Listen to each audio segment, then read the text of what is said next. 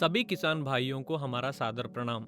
हल्दी की खेती में कितने बायो कैप्सूल्स का प्रयोग करना, कैसे प्रयोग करना और इसके प्रयोग से होने वाले फायदे के बारे में मैं अभी आपको बताने जा रहा हूँ। 1 एकड़ में पूरे 30 कैप्सूल का इस्तेमाल करना चाहिए।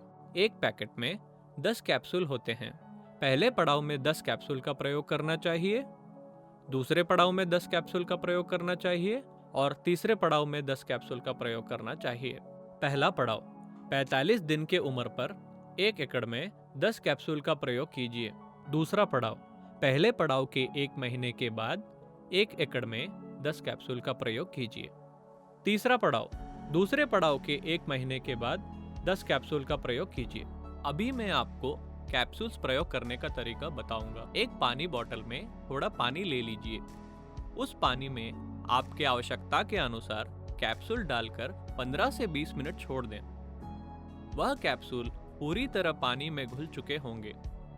उस घुले हुए पानी को आप 4 तरीकों में इसका प्रयोग कर सकते हैं।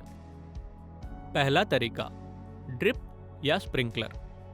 यदि आपके खेत में ड्रिप या स्प्रिंकलर है तो घुले हुए पानी के मिश्रण को आप वेंचुरी के सहायता से आपके 30 लीटर या 200 लीटर के ड्रिप के टंकी में चढ़ाकर पौधे को पहुंचा दें। चढ़ाते समय इस बात का ध्यान रखें कि आप किसी भी तरह के दवाओं में ना मिलाएं। दूसरा तरीका, छिड़कने की प्रक्रिया।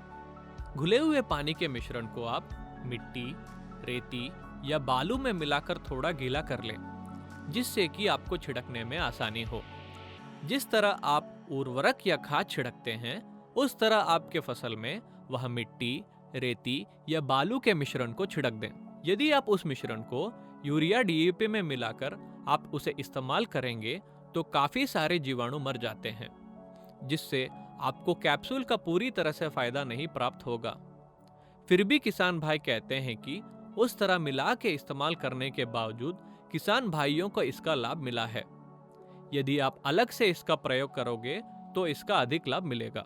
तीसरा तरीका, स्प्रे। कैप्सूल के मिश्रण को आप अधिक मात्रा के पानी में मिलाकर अलग अलग भागों में बांटकर बैटरी या हैंड पंप के सहारे आप स्प्रे कर सकते हैं। एक कैप्सूल को आप पूरे 20 लीटर पानी में घोल सकते हैं। स्प्रे करते समय इस बात का ध्यान रखें कि पौधे का जड़ अच्छी तरह से भीग जाए। यदि ऐसा करने का सुविधा ना हो तो पूरे पौधे पर स्प्रे करके भिगो दें। जो जीवाणु कैप्सूल वाले पानी में मौजूद हैं, उनको जमीन में पहुंचाने पर ही ज्यादा लाभ होता है। आपके ताइवान पंप या पेट्रोल पंप का प्रयोग करने से जीवाणु जमीन में ना पहुंचकर पूरे हवा में ही उड़ जाते हैं। चौथा तरीका, ड्रेंचिंग या भिगोकर। ऊपर बनाए गए घोल को 200 से 400 लीटर पानी में मिलाकर उसे मग अथवा कनस्तर वाटरिंग कैन द्वारा पौधे तथा उसके जड़ों पर डाल दें। फ्लड इरिगेशन में कैप्सूल का प्रयोग कर सकते हैं क्या? ऐसा कई सारे किसान भाई पूछ रहे हैं। यदि आप फ्लड इरिगेशन में इसका इस्तेमाल करना चाहते हैं, इस कैप्सूल में कम मात्रा में अधिक जीवाणु रहते हैं। इसके प्रयोग करने से सारे जीवाणु पौधे तक नहीं पहुंच पाते, इसलिए पहले वर्ष में ही इसका फायदा आप नहीं उठा सकते। टिप्पणी, यह रासायनिक खाद नहीं है। परिणाम तुरंत नहीं मिलेगा। परिणाम मिलने में कम से कम 30 दिनों का समय लगेगा। आपके कैप्सूल डालने पर पहले दिन से ही जीवाणु इसमें काम करना शुरू कर देते हैं। आप यह कैप्सूल के मिश्रण को कीटनाशक दवाओं में मिलाकर ना डालें। ऐसा करने से इसमें मौजूद कीटाणु या जीवाणु मर जाते हैं। इन निम्नलिखित कारणों से किसानों को सही परिणाम नहीं मिले। अत्यधिक रासायनिक खाद का प्रयोग करना, अत्यधिक जमीन की सड़न, कीटनाशक दवाओं में मिलाकर इसका प्रयोग करने से, सही मात्रा में इसका प्रयोग निर्देश अनुसार ना करने से किसानों को मनचाहा परिणाम नहीं मिले। यह देखने में आया है। इसमें जीवाणु रहते हैं। सभी जमीन में एक ही तरह के परिणाम नहीं मिल सकते। हर किसान का अपना अलग अलग अनुभव है। हम लोग किसान भाइयों को हमेशा यही सलाह देते हैं कि आपके पूरे खेती में इसका इस्तेमाल ना करें और कुछ भाग में इसका इस्तेमाल करें और दोनों के बीच का अंतर देखें। 100 में से 90 किसान भाइयों को इसका सही परिणाम मिला है।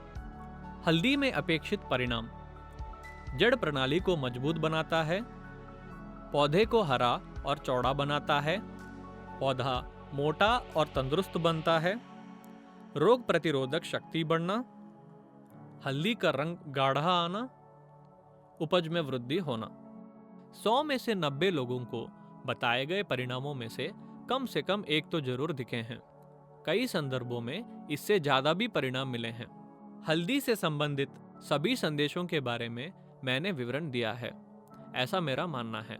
अधिक जानकारी के लिए 91 21 24 86 66 पर आप हमें संपर्क करें। धन्यवाद।